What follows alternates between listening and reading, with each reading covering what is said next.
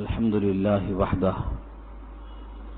والصلاة والسلام على من لا نبي بعده أما بعد فأعوذ بالله من الشيطان الرجيم بسم الله الرحمن الرحيم يسألونك عن الجبال فقل ينسفها ربي نسفا فيذرها قاعا صفصفا لا ترى فيها عوجا ولا أمتا إلى آخر الآية. صدق الله العلي العظيم وصدق رسوله النبي الكريم ونحن ولا ذلك من الشاهدين والشاكرين. اللهم ألهمنا رشدنا وأعذنا من شرور أنفسنا. اللهم وفقنا لما تحب وترضى من القول والفعل والنية. رب اشرح لي صدري ويسر لي أمري واحلل عقدة من لساني يفقهوا قولي. آمین یا رب العالمین. محترم حضرات، معزز سامعین، محترم خواتین، میری ماؤں اور بہنوں، ملی بھائیوں، پیارے بچوں، آج کی گفتگو کا عنوان ہے سورہ طٰہٰ 16واں پارہ، آیت نمبر 105 سے لے کر 115 تک، یعنی سورت کا 6واں رکوع ہے اور پارے کا 15واں رکوع ہے. اوپر سے تذکرہ یہ چل رہا تھا کہ جب لوگ برزخ سے باہر نکلیں گے تو باہم چپکے چپکے گفتگو کریں گے کہ ہمارا قیام برزخ میں 10 دن کا تھا، اور ان میں جو اپنے روش کے اعتبار سے اور بہتر ہے وہ کہیں گے کہ ہمارا قیام صرف 1 دن کا تھا. اس کے بعد ایک سوال ہے، جن کا دماغ مادہ پرست ہوتا ہے اور مادیت ہی دماغ میں ہوتی ہے، وہ پوچھتے ہیں کہ آخر یہ بڑے بڑے پہاڑ کہاں چلے جائیں گے؟ اس کائنات میں پہاڑ بہت بڑے بڑے ہیں، ان کا کیا ہوگا؟ وَيَسْأَلُونَكَ، اور آپ سے سوال کرتے ہیں، عَنِ الْجِبَالِ، پہاڑوں کے بارے میں. جبال جمع ہے جبل کی، جبل واحد ہے. ان پہاڑوں کے بارے میں آپ سے پوچھتے ہیں. فَقُلْ، تو آپ کہہ دیجئے، يَنْسِفُهَا رَبِّي نَسْفًا، میرا رب اس کو بکھیر دے گا. يَنْسِفُهَا، میرا رب ان کو بکھیر دے گا، اڑا دے گا. نصفا، اس کی تاکید ہے، اڑا دینا. نصف ینصفو کے معنی آتے ہیں اس کو باریک بورا بورا کر کے اڑا دینا. قرآن کریم میں پہاڑوں سے متعلق اگر آیتوں کو جمع کیا جائے تو پورا 1 گھنٹہ اسی پر بات ہو سکے گی، اتنی آیتیں. آپ بھی تو یاد رکھتے ہیں، وَتَكُونُ الْجِبَالُ كَالْعِهْنِ الْمَنْفُوشِ، اور ہو جائیں گے پہاڑ دھنی ہوئی روئی کی طرح، روئی کے گالوں کی طرح. اہن کے معنی روئی یا پھر اون، اور منفوش کے معنی دھنا ہوا. دھننے کے بعد کیسا اڑتا ہے فضاؤں میں؟ پہاڑ ایسا فضاؤں میں اڑیں گے.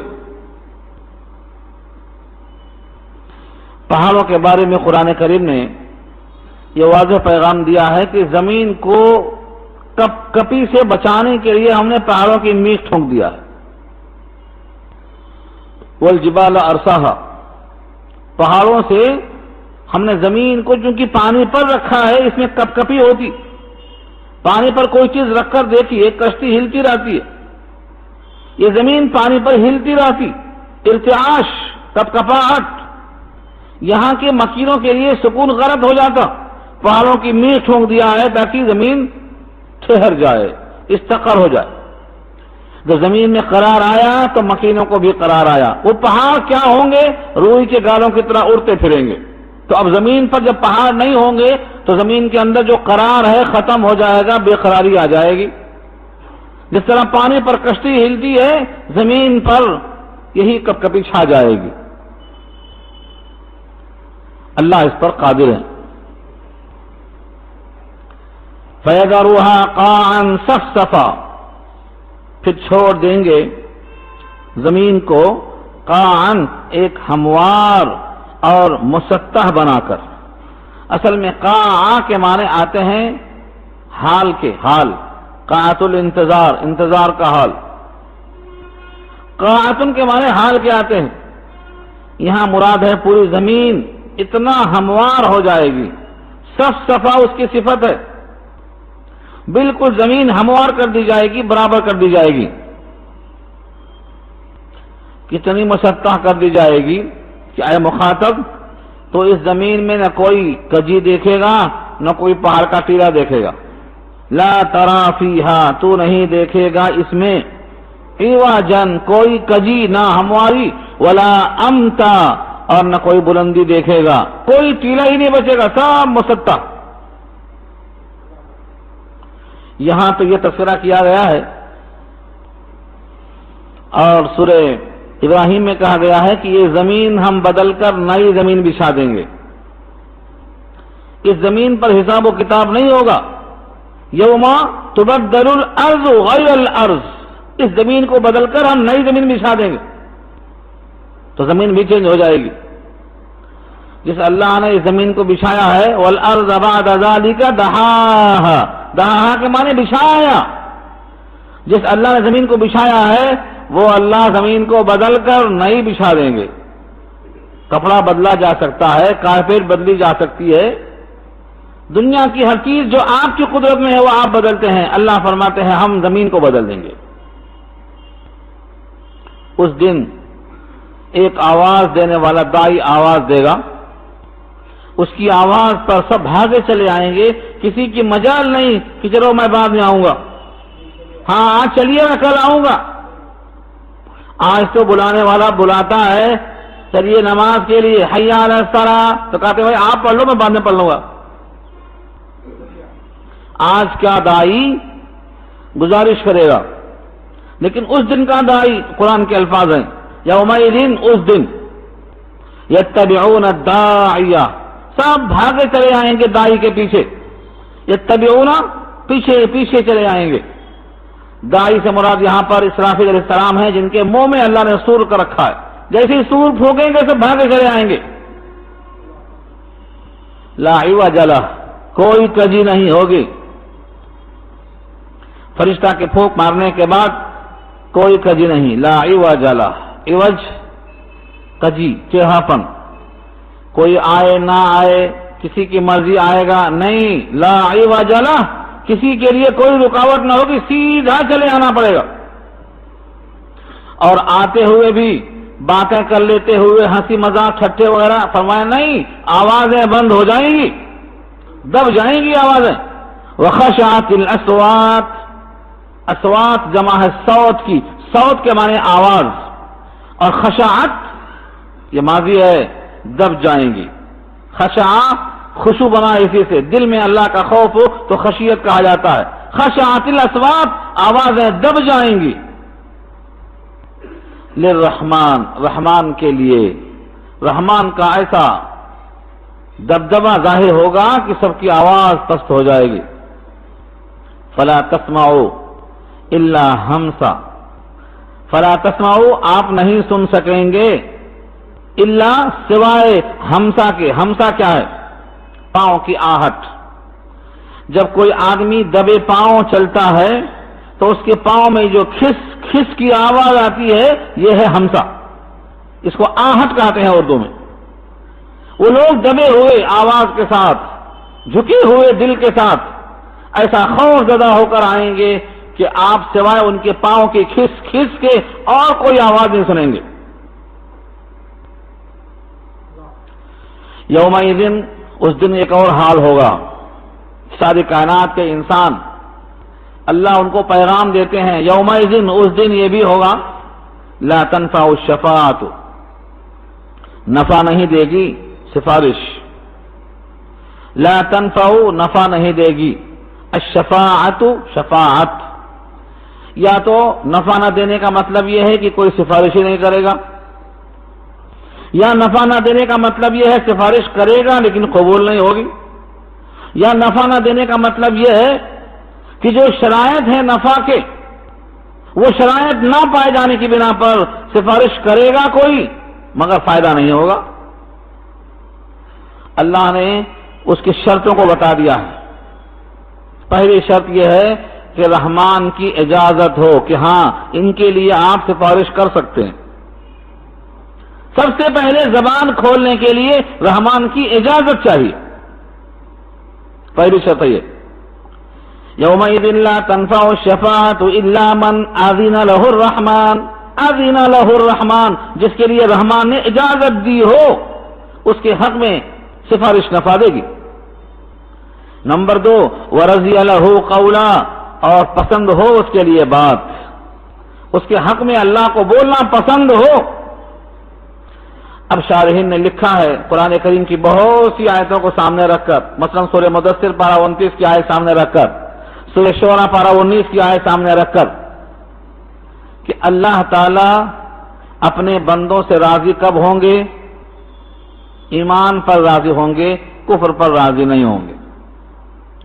سورہ زمر میں بھی آپ سن چکے ہیں، وَلَا يَرْضَىٰ لِعِبَادِهِ الْكُفْرَ، اللہ اپنے بندوں سے کفر پر راضی نہیں ہوتے۔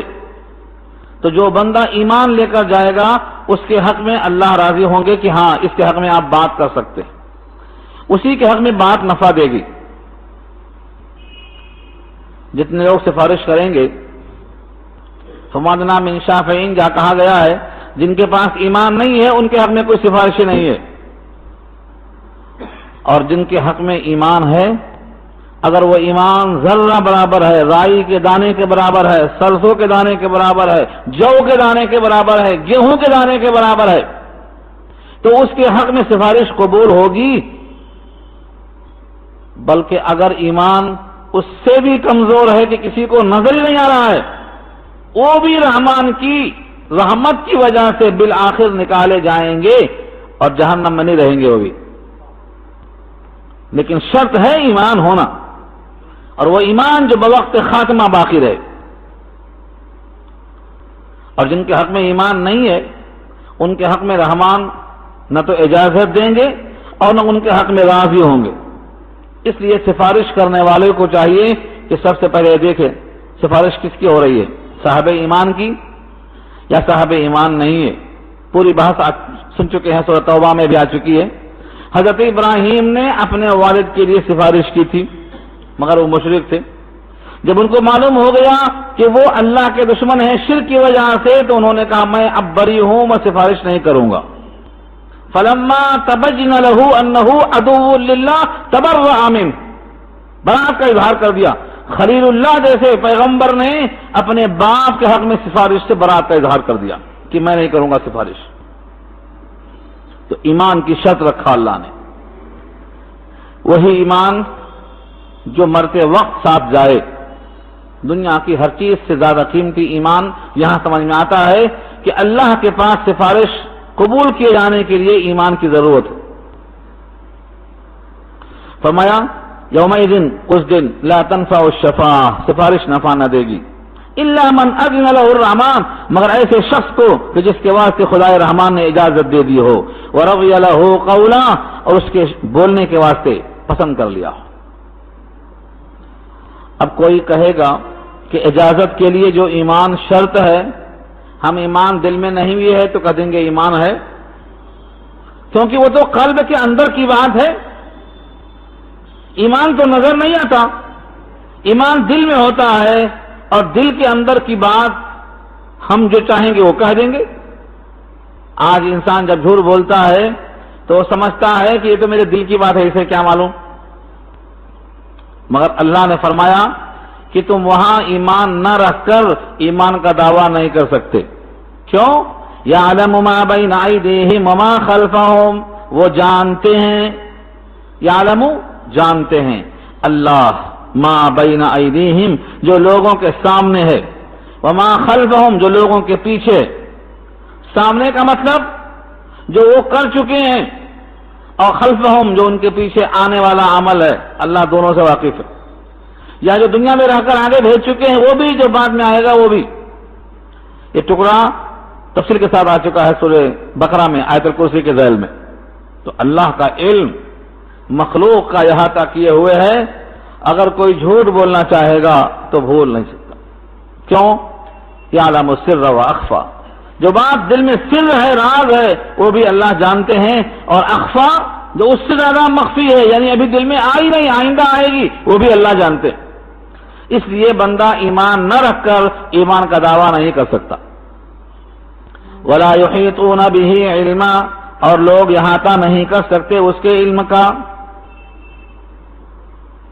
ولا یحیطون، اور احاطہ نہیں کرتے، به، اس کا، علم کے اعتبار سے، یعنی اللہ تعالی کی ذات کو کسی کا نہیں بلکہ ساری مخلوق کا علم احاطہ نہیں کر سکتا. اللہ محیط ہیں، واللہ محیط بالکافرین. اللہ نے ہر چیز کا احاطہ کر رکھا ہے، لیکن اللہ کو کوئی احاطہ نہیں کر سکتا. اللہ کا احاطہ کوئی نہیں کر سکتا. 7 زمین اور 7 آسمان تو ہم سنتے ہیں قرآن کریم کی آیتوں میں، لیکن دیکھا کس نے 7 زمین 7 آسمان؟ ان 7 زمین 7 آسمان میں ایسے ہی انسان بسے ہیں جیسے یہاں آپ دکھائی دے رہے ہیں، اور سب میں اللہ کا حکم اترتا ہے، سب میں کتاب آتی ہے. ان تمام مخلوقات کی غذاؤں کا انتظام ان کی حسب منشاء اللہ فرماتے ہیں. اللہ کی ذات کا علم ساری کائنات مل کے احاطہ نہیں کر سکتی. اسی لیے اس کے سامنے لوگ اپنے چہرے کو رکھ کر سعادت حاصل کرتے ہیں. وَعَنَتِ الْوُجُوهُ لِلْحَيِّ الْقَيُّومِ. عَنَتَ يَعْنِتُ کے معنی آتے ہیں جھک جانا. ناک اور پیشانی کو زمین پر رکھ کر رگڑنا، یہ ہے آناتا کا ترجمہ. وَعَنَتِ الْوُجُوهُ، وجوہ جمع ہے وجہن کی. وجہن معنی چہرہ، جس سے مواجہت کی جاتی ہے اس کو چہرہ وجہ کہا جاتا ہے، اور اس میں سب سے زیادہ نمایاں چیز پیشانی اور ناک ہوتی ہے. اس کو زمین پر رکھ کر اس کی کبریائی اور اپنی فقیری کو ظاہر کرنا، یہ ہے آنت الوجوہ. اس حی قیوم کے سامنے، الحی اللہ کی صفت ہے، القیوم اللہ کی صفت ہے. حی اور قیوم کے سامنے تمام چہرے جھکے ہوئے ہوں گے. للحی، حی، حی کے معنی زندہ. ہم سوچتے ہیں ہم بھی تو زندہ ہیں، لیکن ہم زندہ ہیں، الحی نہیں ہے. قیوم سب کو تھامنے والا. الف لام لگانے کے ساتھ یہ معرفہ بنتا ہے، یعنی ایسی حیات جو کسی کو حاصل نہیں. بتائیے کائنات میں کون ہے جس کو کہا جائے کہ وہ الحیو ہے؟ الحیو کا مطلب ہمیشہ زندہ ہے، کسی کی زندگی عطا کی ہوئی نہیں ہے، بذات خود زندہ ہے. الحیو القیوم. انسان کے لیے کیا آئے گا؟ کسی درجے میں زندہ ہے، کچھ وقت کے لیے زندہ ہے. اس کی حیات تو اللہ تعالی کی عطا ہے، گفٹ ہے اللہ کی طرف سے. حیات چند سانسوں کا مجموعہ ہے، یہ سانس ختم ہو گئی، حیات ختم ہو گئی، پھر اجزاء جو اکٹھا ہوئے ہیں پھر منتشر ہو جائیں گے. اللہ کی ذات الحیو ہے، ہمیشہ سے ہے، ہمیشہ رہے گی. تو اس ذات کے لیے سب چہرے رگڑتے ہیں، جھک جاتے ہیں اس کے سامنے. القیوم سب کو تھامنے والا ہے، ساری کائنات کے انسانوں کو تھامنے والا کون ہے؟ اللہ. زمین اور آسمان، شمس و قمر کا نظام، عالم علیا اور سفلا، ان تمام کا نظام کون چلاتا ہے؟ رات اور دن کون لاتا ہے؟ باہم یہ چیزیں جڑی ہوئی ہیں. جیسے آپ نے کہا رات اور دن، بظاہر لگتا ہے رات چلی گئی دن آ گیا، دن چلا گیا رات آ گئی. اللہ کے بندو، یہ دن رات کا تغیر سورج سے ہے. سورج آئے گا تو دن آئے گا، سورج جائے گا تو رات آئے گی. پھر سورج کا تعلق کس سے ہے؟ اسے کون لاتا اور لے جاتا ہے؟ تو دن اور رات کا نظام جو خود بخود چل رہا ہے یہ سورج کے تغیر سے ہے، لیکن سورج کو متغیر کرنے والا کون ہے؟ کون ہے جس نے اس کو حکم دے رکھا ہے کہ جس دن سے پیدا ہوا ہے اس دن سے آج تک ایک لمحہ تاخیر نہیں کرتا ہے؟ یہ القیوم کی شان ہے. القیوم سب کو تھامنے والا.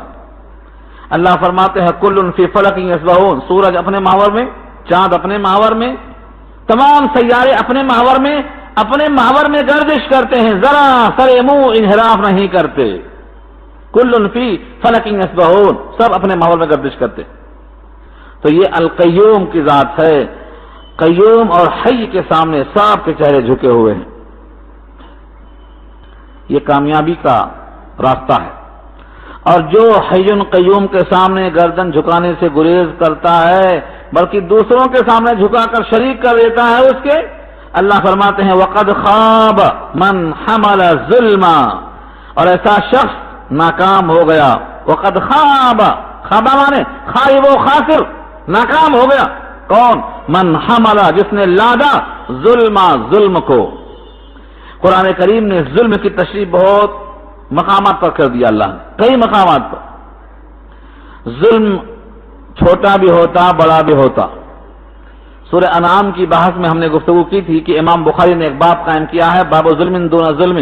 ایک ظلم کم دوسرے ظلم سے، ایک ظلم بڑا دوسرے ظلم سے. لقمان حکیم نے کیا کہا؟ ان الشرک لظلم عظیم. یہ عظیم صفت کیوں لگایا ظلم کے ساتھ؟ بڑا ظلم، مانو وہ چھوٹا بھی ظلم ہے. آدمی جو چھوٹا ظلم کرتا ہے وہ بھی اسی پر پڑتا ہے، ظالم لنفسہ کہلاتا ہے. لیکن جب بڑا ظلم کرتا ہے جس کا نام شرک ہے، اللہ فرماتے ہیں جس نے شرک کو اپنے اوپر اٹھا لیا وہ تو ناکام ہو گیا. شرک ہے کیا چیز؟ آج تک لوگ جانتے نہیں کہ شرک کیا ہے. جب کہا جاتا ہے کہ یہ شرک ہے تو لوگ اس کو سمجھے بغیر جواب دے دیتے ہیں. میں آپ کو ایک مثال دے کے بتاتا ہوں قرآن کریم کے اسی جملے میں کہ شرک کیا چیز ہے. شرکت، پارٹنرشپ، اللہ تعالی کی ذات میں اور اللہ کے صفات میں اس جیسا کسی کو تسلیم کر لینا، یہ شرک ہے. مثلا الحی اللہ کی شان ہے، القیوم اللہ کی شان ہے، الشہید اللہ کی شان ہے، البصیر اللہ کی شان ہے، الخبیر اللہ کی شان ہے. ہم ان تمام صفات الہیہ میں کسی مخلوق کو یہ مان لیں کہ وہ بھی شریک ہے اسی صفت میں. اللہ بھی بصیر، فلاں بندہ بھی بصیر، اللہ بھی خبیر، فلاں بندہ بھی خبیر. تو اللہ کی صفت خبیر میں، صفت بصیر میں، صفت قدیر میں اگر ہم نے کسی مخلوق کو اس کے برابر سمجھ لیا تو یہ شرک فی صفات کہلاتا ہے. شرک ذات میں بھی ہوتا اور شرک صفات میں بھی ہوتا. اس کی پوری تفصیلی بحث سورہ طٰہٰ میں آ چکی ہے پہلے رکوع میں. اللہ کی جو صفت ہے وہ بندوں میں نہیں تلاش کرنا، کیونکہ بندوں کی صفت، بندہ خود محتاج محض ہے تو اس کی صفت میں کمال کہاں سے آ جائے گا؟ بندہ خود فقیر ہے تو وہ داتا کیسے بن جائے گا؟ یا ایھا الناس انتم الفقراء، اے لوگوں تم فقیر ہو اللہ کے سامنے. واللہ هو الغنی، اللہ غنی ہے. تو بندوں کی کوئی صفت میں جو بھی آپ لائیں گے فقر سے ہٹی ہوئی بات وہ غلط ہوگی. اللہ کی ذات ہے جو الحی والقیوم کہا. تو جو اللہ کے کسی صفت میں کسی بندے کو شریک کرے گا قد خاب من حمل ظلما، وہ ناکام ہو گیا جس نے شرک اٹھا لیا اپنے اوپر. اس کے برخلاف جو بندہ عمل صالح کرے گا، ومن یعمل من الصالحات، اور جو کرے گا نیک کام، ومن یعمل، اور جو کرے گا من الصالحات نیکیوں میں سے، وہو مومن، بشرطے کہ وہ مومن ہو، شرط لگایا اللہ نے، وہو مومن، اس حال میں کہ وہ مومن ہو. اگر عمل صالح کر لیا ایمان بعد میں لایا تو قابل قبول نہیں. زندگی بھر عمل صالح کرتا رہا لیکن ایمان نہیں، کوئی عمل قابل قبول نہیں. وہ صحابی کا واقعہ میں سنایا تھا، کھجور کھاتے کھاتے حضور کے پاس آ گئے، کہا اے اللہ کے نبی میں جنت مارا جاؤں تو کیا ملے گا؟ فرمایا جنت.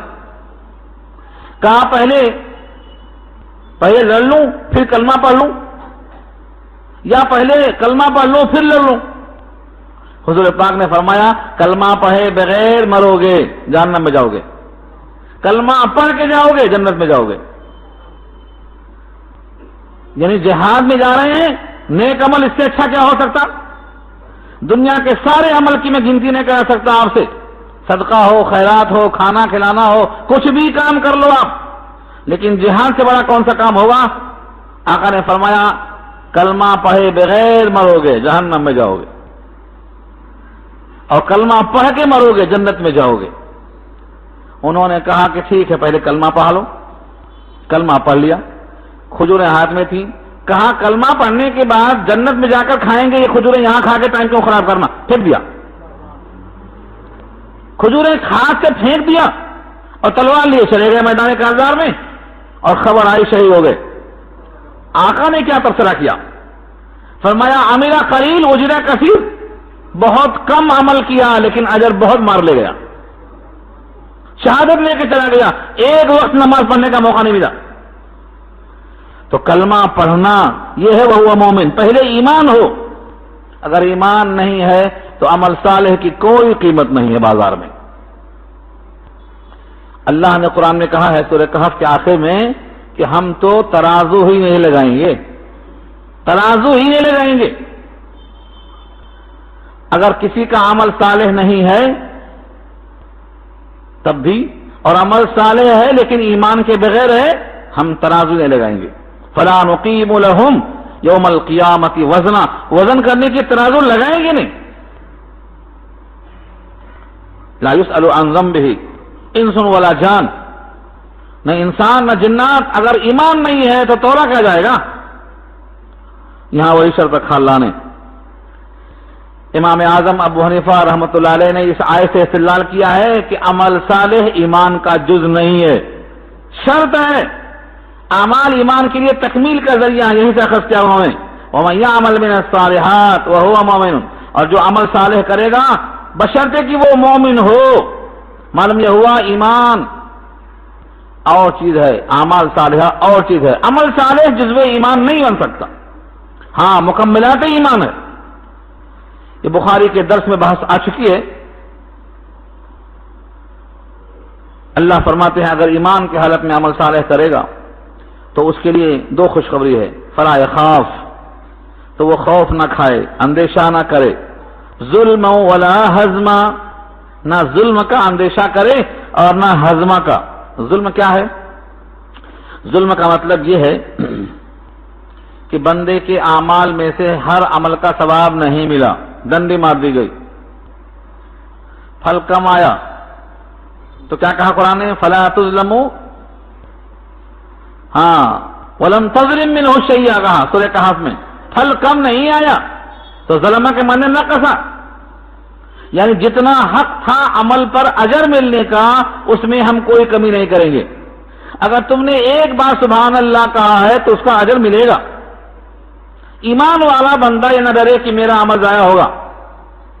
فلا یخاف الظلم، ظلم کا خوف نہیں، کیونکہ تم ایمان والے ہو، تمہارا عمل محفوظ۔ بلکہ اللہ فرماتے ہیں تم کر کے بھول جاتے ہو، ہم لکھ کے محفوظ کرتے ہیں۔ انا کننا نستنسخ ما کنتم تعملون، تم جو کرتے ہو ہم لکھ لیتے ہیں، تم کرتے ہو بھول جاتے ہو، ہم نہیں بھولتے۔ یاتی بہ اللہ، اس کو اللہ لائیں گے، اللہ کا وعدہ ہے۔ اور دوسرا فرمایا ولا ہضم، کمی کا اندیشہ، کمی کا اندیشہ، ایک تو ہے عمل پر صلہ کم ملے، اور ایک ہے کہ وہ عمل ہی غائب ہو جائے۔ فرمایا دونوں خطرہ نہیں ہے، وہ عمل بھی باقی رہے گا اور عمل کا پورا پورا صلہ ملے گا۔ مومن کو چاہیے کہ وہ بھروسہ رکھے۔ اللہ تعالیٰ نے اسی نعمت کو ظاہر کرنے کے لیے جس طرح سے اب تک کے پورے احوال بتائے گئے، سید الانبیاء سے خطاب ہے، اور اسی طرح ہم نے اس قرآن کریم کو عربی زبان میں آپ کے پاس نازل کیا ہے۔ وَكَذَلِكَ أَنزَلْنَاهُ قُرْآنًا عَرَبِيًّا، اور اسی طرح جس طرح اوپر کی باتیں آپ سنتے گئے، احوال معلوم ہوتے گئے، ہم نے قرآن کریم کو عربی زبان میں نازل فرمایا، کیونکہ مخاطب عرب۔ وَصَرَّفْنَا فِيهِ مِنَ الْوَعِيدِ، اور وعیدیں اس میں ہم نے پھیر پھیر کے طرح طرح سے بیان کیے. صرفنا کے معنی آتے ہیں پھیر پھیر کے بیان کرنا وعیدیں. کئی انداز میں سمجھایا اللہ نے. کبھی ایمان کی فضائل اور برائی کو بیان کیا، کبھی شرک کی مذمت کو بیان کیا، کبھی دنیا کی رغبتوں کو پیش کیا. مختلف زاویے سے سمجھایا اللہ نے. کیوں سمجھایا؟ فرمایا لعلہم یتقون، تاکہ لوگ متقی بن جائیں، تاکہ لوگ ڈر جائیں. لعلہم یتقون، تاکہ لوگ پرہیزگار بن جائیں، تاکہ لوگ اپنے مالک کو وفادار بن جائیں. چلو متقی نہیں بن سکے، بہت بگڑے ہوئے تھے. او یحدث لهم ذکرا، یا پیدا ہو جائے ان کے لیے کوئی نصیحت، کوئی سمجھ، کوئی بات دل میں تو آئے گی. قرآن کریم کو پڑھنے کے ذریعے سے یا تو متقی بنے گا، تقوی آئے گا، اور یا کم سے کم دل میں کچھ خیال تو آئے گا، کچھ فہم تو پیدا ہوگا، کچھ نصیحت تو آئے گی. جیسا قرآن نے کہا دوسرے مقام پہ ذکر فإن الذکریٰ تنفع المؤمنین، نصیحت کرو، نصیحت نفع دیتی ہے ایمان والوں کو. یہاں اشارہ اسی کی طرف ہے کہ کم سے کم دل میں کچھ خیال تو آئے گا. قرآن کریم سے تقوی آئے گا اور قرآن کریم سے سمجھ پیدا ہوگی. یہ یہاں سے ظاہر ہوتا ہے. عربی زبان میں قرآن اس واسطے ہے کہ مخاطب عرب ہیں، لیکن جب اس کو ہم سمجھیں گے وعیدوں کے ذریعے سے تو دل میں تقوی پیدا ہوگا، یا دل میں کچھ فہم پیدا ہوگا، قربت پیدا ہوگی، اپنے مالک کی طرف رجوع پیدا ہوگا. لہذا اچھی طرح سے جان لو فتعال اللہ، بہت بلند ہے اللہ، الملک بادشاہ، الحق حقیقی سچا. سچا بادشاہ کون ہے؟ اللہ. دنیا کے بادشاہوں کی بادشاہت عارضی ہے، اب تو بولنے کی بھی ضرورت نہیں ہے. دنیا کے بادشاہوں کی بادشاہت عارضی ہے، حقیقی بادشاہت نہیں ہے. دنیا کا کوئی بادشاہ نہیں کہہ سکتا کہ میری بادشاہت حقیقی ہے، کیونکہ وہ تو فقیر ہے. فقیر بڑا بادشاہ کیسے بن سکتا ہے؟ حقیقی بادشاہت اللہ کی ہے. اس کی بادشاہت تو آزمائش کے لیے تھی. وہ آزمائش میں کامیاب ہوا ناکام ہوا وہ اللہ فیصلہ کریں گے. کسی کی بادشاہت کے لیے نہیں ہوتی، بادشاہت صرف امتحان اور آزمائش کے لیے ہوتی ہے. بندہ آمد از برائے بندگی، زندگی بے بندگی شرمندگی.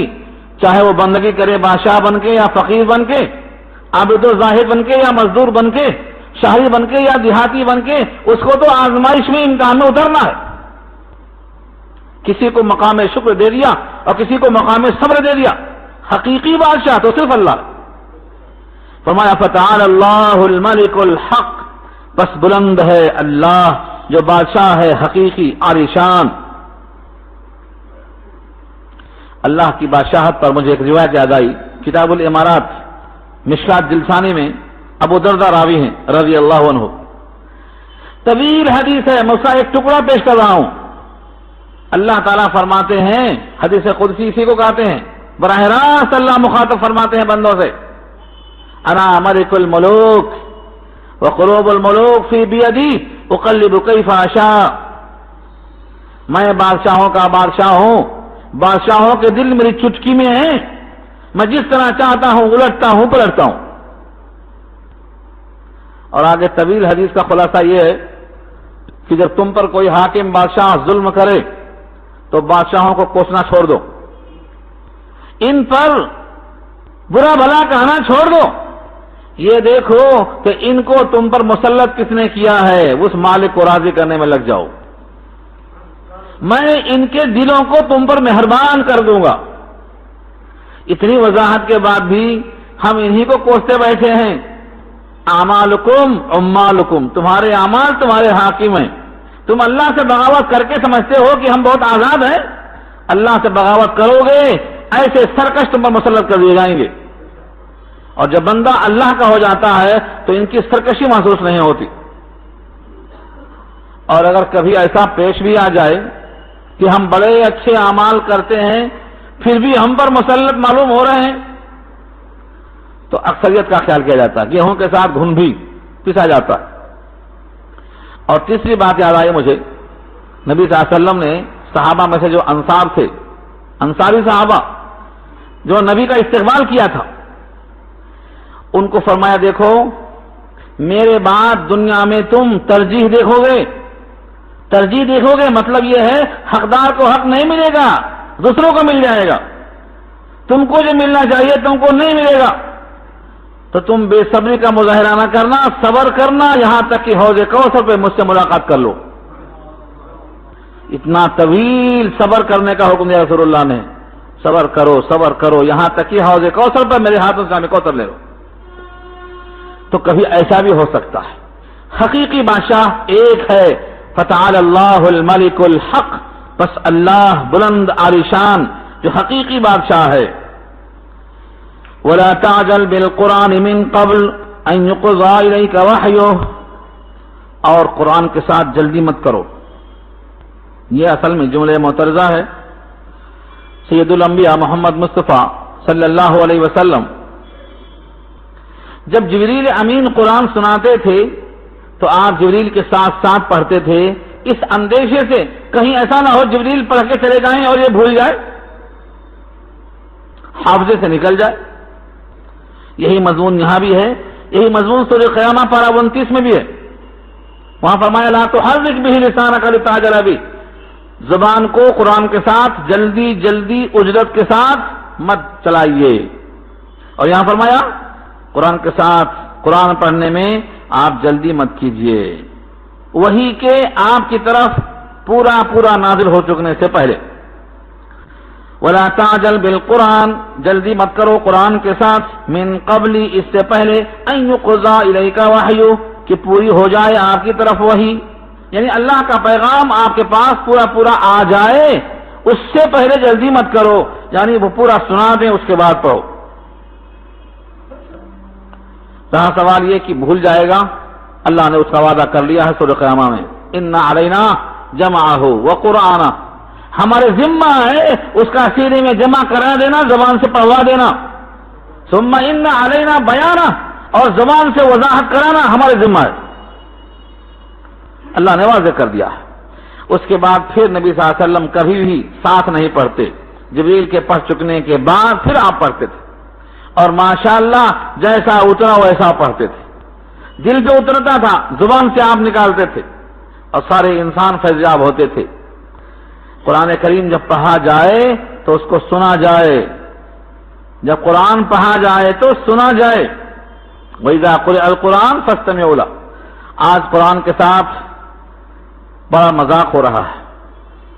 قرآن تو موبائل میں ٹیون میں رکھ دیا گیا ہے، بیل بجتی ہے تو قرآن کی آواز آتی ہے، لیکن آدھی آیت ہوتی ہے آپ کاٹ دیتے ہیں اس کو، ہوٹلوں میں لگا دیا برکت کے لیے، لوگ باتیں کرتے ہیں، ہنسی مذاق کرتے، قرآن چل رہا ہے، پان کے ڈبوں پہ چل رہا ہے، یہ برکت نہیں ہوگی، نحوست نازل ہوگی، خدا کا عذاب آئے گا۔ میرے کلام کے ساتھ مذاق ہو رہا ہے، اگر آپ مجھ سے کچھ بات کرنا چاہیں اور آپ کی بات آدھی سن کے میں کٹ کر کے دوسری بات سننا شروع کر دوں تو آپ کو غصہ نہیں آئے گا؟ سید الانبیاء کے صحابہ کا حال معلوم ہے، تیر پہ تیر کھا رہے تھے لیکن نماز نہیں چھوڑ رہے تھے کہ صورت آدھی ہے، دل لگا ہے اس میں، اور ہمارے پاس ایک آیت سننے کو تیار نہیں ہے، گھر کی بیل میں لگا دیا، موبائل میں لگا دیا، ہوٹلوں میں لگا دیا، پان شام میں لگا دیا۔ اس کے لیے الگ وقت نہیں ہے کہ وضو کر کے باوضو ہو کے قبلہ رو بیٹھ کے متوجہ ہو کے اس پہ ہاتھ پھیر کے اپنے دل کا زنگ دور کرنے کے واسطے موقع نہیں ہے۔ اپنے دل کے لیے، اپنے دلوں کے زنگ کو دور کرنے کے لیے خلوت چاہیے اپنے مالک کے ساتھ، محاسبہ کرو اپنے آخرت کا، ایسا نہ ہو اسی غفلت میں گزر جائے اور ہمارا وہ وقت جو جانے کا ہے چار کے کندھوں پر وہ وقت آ جائے۔ بہت سے لوگ اسی امید میں رہتے ہیں، اچانک وقت آ جاتا ہے، اڑتے ہوئے جا رہے ہیں، واپس آنے کا موقع نہیں ملتا ہے، اڑے کے اڑے چلے جاتے اوپر سے اوپر، تو وقت بتا کر نہیں آتا۔ اسی لیے قرآن کے ساتھ جلدی نہ کرنا، اس کے لیے الگ مقصد کے مالک کا کلام ہے، اس کا آرڈر ہے، ایک ایک لفظ میں رحمت اور برکت ہے۔ چھونا عبادت، دیکھنا عبادت، سننا عبادت، ایسی عبادت میں ہم لا کے ملاوٹ کرتے ہیں دنیا کی علائشوں کو، یہ حکم دیا ہے۔ ولا تعجل بالقرآن، قرآن کے ساتھ اجرت مت کیجیے، من قبل ان يقضى الیک وحیہ، اس سے پہلے کہ پوری ہو جائے آپ کی طرف وحی۔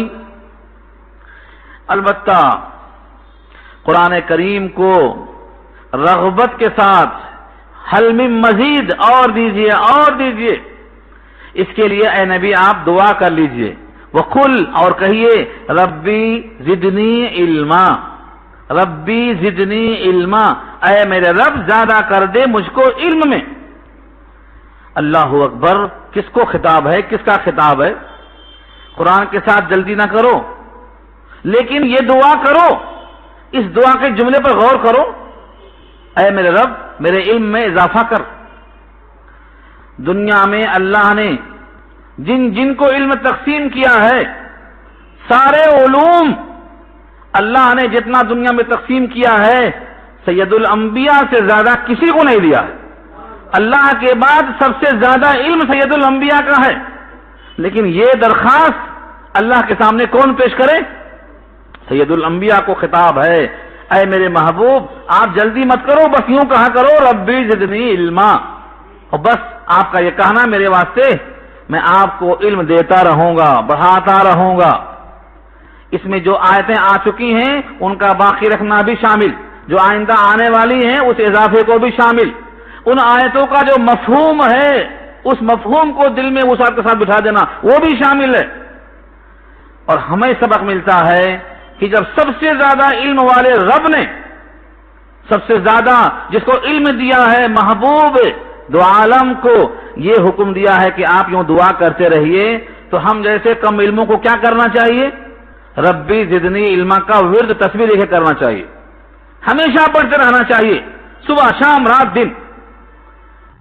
علم کیا ہے؟ نور ہے۔ علم اللہ کا نور ہے، اللہ کی صفت علیم بھی ہے، تو علیم سے علم ہے، یہ علم نور ہے، یہ اللہ کا علم جتنا آئے گا سمجھو اللہ کا نور آیا۔ علم کیا ہے؟ نبیوں کی میراث ہے، جتنا علم آیا نبی کی میراث ملی آپ کو۔ آپ دنیا کے لیے مقدمات لڑتے، میراث کم ملی، مقدمہ لڑیں گے، میراث پوری ہونا ہے۔ انبیاء کی میراث کیا ہے؟ علم۔ حدیث پاک میں بہت حدیثیں ہیں۔ ایک بار نبی صلی اللہ علیہ وسلم کے صحابہ میں سے ابو دردہ ہیں، وہ فرماتے ہیں لوگوں تم یہاں کیا کر رہے ہو؟ جاؤ دمشق کی جامع مسجد میں نبی کی میراث تقسیم ہو رہی ہے۔ لوگ بھاگے بھاگے آئے، وہ سمجھے شاید یہاں چادر ہوگی، تابند ہوگی، سر کے بال ہوں گے، ٹوپی ہوگی، امامہ ہوگا، لکڑی ہوگی، تلوار ہوگی۔ وہاں اگر دیکھا تو کچھ بھی نہیں۔ کہا ابو دردہ کیا مذاق ہے؟ وہاں تو کچھ بھی تقسیم نہیں ہو رہی، آخر وہاں کیا ہو رہا ہے؟ کہا بس وہاں علم کی محفل لگی ہے، علم جو ہے درس چل رہا ہے، درس قرآن اور درس حدیث۔ ابو دردہ نے کہا اللہ کے بندو، انبیاء کی میراث تو علم ہی ہے۔ انبیاء جو مال چھوڑتے ہیں وہ صدقہ ہوتا، وہ بیت المال میں جاتا، تقسیم ہو جاتا، وارثین کو نہیں ملتا۔ انبیاء کی میراث تو علم ہے، فمن اخذہ اخذ بحظ وافر، جو جتنا علم حاصل کرے گا اس نے انبیاء کی میراث کو حاصل کر لیا۔ انبیاء کی میراث زیادہ ہونا ہے تو رب زدنی علما کا کثرت سے ورد کرنا ہے۔ جتنا زیادہ آپ ورد کریں گے آپ کا فرض پورا ہوگا، لیکن ہاں دعا میں طلب بہت اہم چیز ہے، سمجھ کے دل کی رقت کے ساتھ کہ اے اللہ میں محتاج ہوں، مجھے علم عطا فرما۔ اور جتنا علم آ جائے اس کو زیادہ نہیں سمجھنا کہ بہت آ گیا، اب کیا درس قرآن سن لیا نا مولوی صاحب کو، بہت سن لیا بس۔ ایک بار امام شافعی رحمت اللہ علیہ نے اپنے استاد سے کہا کہ میں کچھ پڑھتا ہوں بھول جاتا ہوں، میرا حافظہ کمزور ہو گیا ہے۔ انہوں نے کہا گناہوں کو چھوڑ دے۔ امام شافعی جیسے امام سے استاد کیا کہتے ہیں؟ گناہوں کو چھوڑ دے، کیونکہ اللہ کا جو علم ہے یہ اللہ کا نور ہے، اور نور اللہ کا گناہگاروں کو نہیں ملتا۔ شکوت الی وقیع سوء حفظی فاوصانی الی ترک المعاصی فإن العلم نور من الہی ونور اللہ لا یعطی لعاصی۔ گناہگاروں کو علم نہیں آتا، اس لیے گناہ کو چھوڑنا تو علم آپ کو ملے گا، اور علم کو بڑھانے کے لیے اس پر عمل شروع کر دینا۔ جو بندہ اپنے علم پر عمل کرتا ہے اس کا علم بڑھتا ہے۔ اپنے علم کو معمول بناؤ، نماز پڑھنا معلوم، نماز پڑھو، کبھی بھولیں گے نہیں.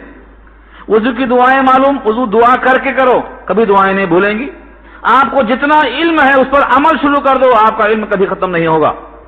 علم کے لیے بہت سی آفتیں ہوتی ہیں، ہر کام کی ایک آفت ہوتی ہے، علم کی آفت نسیان ہے، نسیان. اور نسیان کیسے بڑھتا؟ عصیان سے، نافرمانیوں سے. اور حافظہ قوی کرنا ہے تو روزہ مسواک تلاوت، حضرت علی کا فرمان ہے رضی اللہ تعالیٰ عنہ. تو روزہ مسواک تلاوت کرو اور اپنے رب سے دعا کرتے جاؤ، ربی زدنی علما. زبانی یاد کرو، چلتے پھرتے متوجہ ہو کے مانگتے جاؤ. اب جب ہم علم دے دیتے ہیں، یہ علم سے فائدہ اٹھانے والے فائدہ اٹھاتے ہیں. کبھی کبھی نسیان ہو جاتا ہے، بھول جاتا ہے. اس کی مثال میں اللہ نے ہمارے دادا کا نام لے لیا. دیکھو دادا آدم کو ہم نے کہا تھا یہ پھل نہ کھانا، بھول گئے، کھا لیے، جنت سے باہر آ گئے. دیکھو مثال آگے آ رہی ہے، وَلَقَدْ عَهِدْنَا إِلَىٰ آدَمَ مِن قَبْلُ فَنَسِيَ وَلَمْ نَجِدْ لَهُ عَزْمًا. یہ مثال دیا اللہ نے. علم کو باقی رکھنا ہے تو نسیان سے بچو، کیونکہ نسیان آفت ہے علم کے لیے. کیا فرمایا؟ وَلَقَدْ عَهِدْنَا بمعنی امرنا. عہدنا سے مراد یہاں ہم نے عہد کیا نہیں، ہم نے حکم دیا. عہد تو وہ کرتا ہے جو دونوں برابر ہوتے ہیں. یہاں تو اللہ ہیں مالک اور آدم ہے ان کی مخلوق. یہاں بمعنی امرنا کے ہے، ہم نے جب حکم دیا آدم کو من قبل، اس سے بہت پہلے، یعنی مکہ میں جو واقعہ آپ بیان کر رہے ہیں سید الانبیاء کے زمانے میں، اس سے بہت پہلے بالکل شروع میں.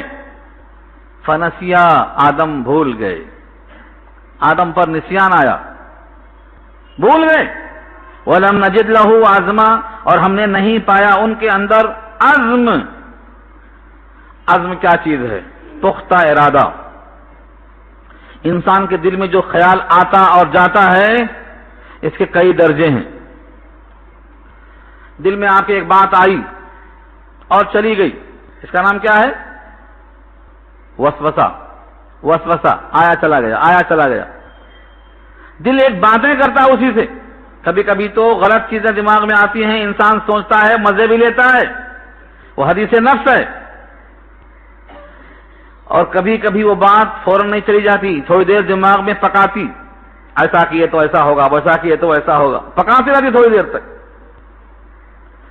اس میں دل مائل ہو جاتا ہے، اس کا نام خاطر ہے. خاطر بولتے نا آپ کی خاطر. اس کے بعد ایک درجہ آتا ہے، بندہ ارادہ کرتا ہے کہ چلو یہ کام کر لیں گے، اس کا نام ہم ہے، ہم. اور جب اس کے بعد پختہ ارادہ کر لیتا ہے تو اس کا نام اب عزم ہے. یہ ہے یہاں عزم. ہم نے آدم کے دل میں عزم نہیں پایا، انہوں نے نافرمانی کا پختہ ارادہ نہیں کیا، انہوں نے ہرگز نہیں چاہا تھا کہ ہم خدا کی بغاوت کریں. وَلَمْ نَجِدْ لَهُ عَزْمًا. اب یہاں آپ سن کر کے دیکھ لو، یہ واقعہ پھل کھانے کا تو جنت کا ہے، اور دنیا میں آنے کے بعد ان کو نبی بنایا گیا. نبوت کب دی گئی؟ نبوت تو دنیا میں دی جاتی ہے کہ بندوں تک پیغام پہنچاؤ، اور یہ واقعہ جنت کا ہے. تو اول تو نبوت کے عطا کرنے سے پہلے کا واقعہ، لہذا سارے نبی معصوم ہوتے ہیں، اس واقعے سے کوئی الزام نہیں لگا سکتا، کیونکہ یہ عطا نبوت سے پہلے کا واقعہ ہے. اور جب یہ واقعہ پہلے کا ہے تو بعد میں جو کچھ بھی ہوا ہے یہ نبوت کے اعلان سے پہلے. بھائی کھولو. ہاں، یہ سلمان بن عامر ہیں، ہمارے چھوٹے صاحبزادے سلمان بن عامر. یہ جو ہے ایک پارے کے حافظ ہیں اور اچھی انگریزی بولتے ہیں. ان کو پھر وقت صرف 5 منٹ کا موقع دیا ہے، صرف 5 منٹ بیان کریں گے. یہ غزوہ بدر کے اوپر کھڑے ہو کے بولیں گے.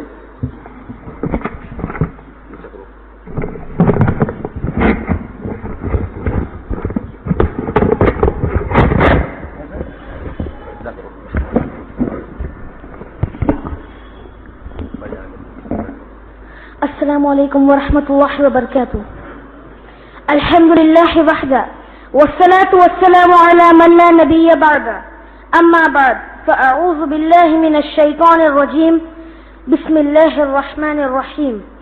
وَلَقَدْ نَصَرَكُمُ اللَّهُ بِبَدْرٍ وَأَنْتُمْ أَذِلَّةٌ فَاتَّقُوا اللَّهَ لَعَلَّكُمْ تَشْكُرُونَ. صدق الله العلي العظيم وصدق رسوله النبي الكريم ونحن على ذلك من الشاهدين والشاكرين.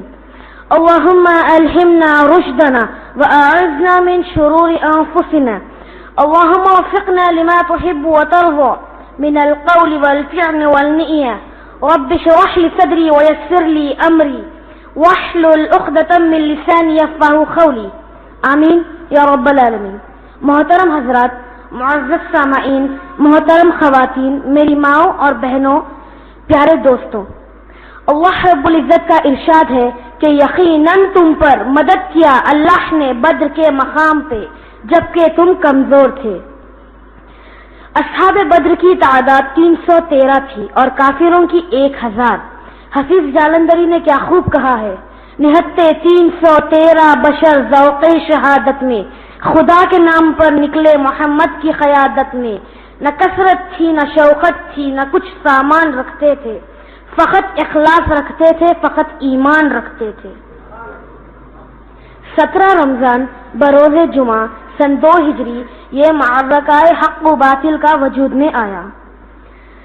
70 اونٹ، 2 گھوڑے، 6 زرہیں، 8 تلواریں، کل سرمایہ جنگ تھا. سید الانبیاء نے دعا کی، اللہم انی انشدک عہدک ووعدک اللہم ان تہلک هذه العصابہ من اہل الاسلام لا تعبد فی الارض. اگر اغیار نے ان کو جہاں سے محو کر ڈالا پھر قیامت تک نہیں تجھ کو کوئی پوجنے والا. الہی اب وہ عہد لیلۃ المعراج پورا کر، محمد سے جو وعدہ ہو چکا ہے آج پورا کر. فرشتوں کی مدد آئی. 1000، 3000، پھر 5000. پھر آپ نے ایک مٹھی مٹی اٹھا کر پھینکی. اللہ تعالی نے سب کی آنکھوں میں ڈال دیا. ارشاد باری، فلم تقتلوهم ولكن الله قتلهم وما رميت إذ رميت ولكن الله رمى وليبلي المؤمنين منه بلاء حسنا إن الله سميع عليم. نظر آیا کہ مٹی ایک دستے نور نے پھینکی، خدا کے ہاتھ نے یا بازوئے معمور نے پھینکی، خدا کے ہاتھ نے یا بازوئے معمور نے پھینکی. سب کافر شکست کھا کر بھاگنے لگے. 70 سرداران قریش قید ہوئے اور 70 جہنم رسید ہوئی. مسلمانوں میں سے صرف 14 کام آئے، 6 مہاجر اور 8 انصار. فضائے بدر پیدا کر فرشتے تیری نصرت کو اتر سکتے ہیں گردوں سے، قطار اندر قطار اب بھی. وما علینا الا البلاغ.